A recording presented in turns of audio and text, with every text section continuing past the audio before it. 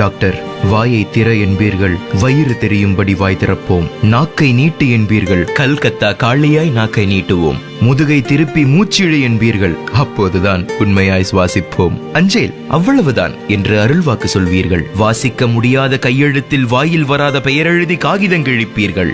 3 வேளை எனும் தேசிய கீதத்தை 2 வார்த்தையில் பாடி முடிப்பீர்கள். போதாது டாக்டர், எங்கள் தேவை இது இல்லை டாக்டர். நோயாளி அவன் பாமரன், சொல்லிக் கொடுங்கள். நோயாளி அவன் மாணவன், கற்றுக் கொடுங்கள். வாய் வழி சுவாசிக்காதே, காற்றை வடிகட்டும் ஏற்பாடு வாயில் இல்லை என்று சொல்லுங்கள்.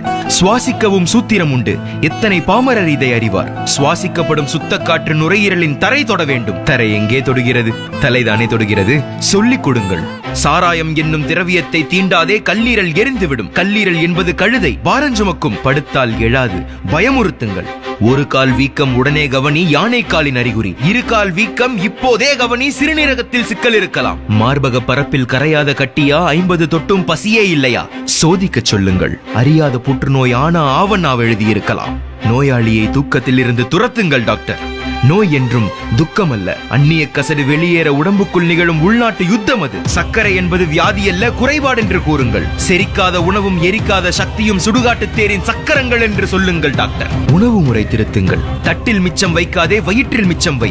பசியோடு உட்கார், பசியோடு எழுந்திரு சொல்லுங்கள் டாக்டர். அவிக்காத காய்களை அமிர்தம் என்று சொல்லுங்கள் டாக்டர். பச்சை உணவுக்கு பாடம் நடத்துங்கள். மருந்தை உணவாக்காதே, உணவை மருந்தாக்கு. மாத்திரை சிறை விட்டு மனிதனே வெளியே வா. மனிதனை தேடி மரணம் வருவதில்லை, மரணத்தை தேடியே மனிதன் போகிறான். டாக்டர், எல்லா மனிதரையும் 2 கேள்வி கேளுங்கள். பொழுது மலச்சிக்கல் இல்லாமல் விடுகிறதா? மனச்சிக்கல் இல்லாமல் முடிகிறதா?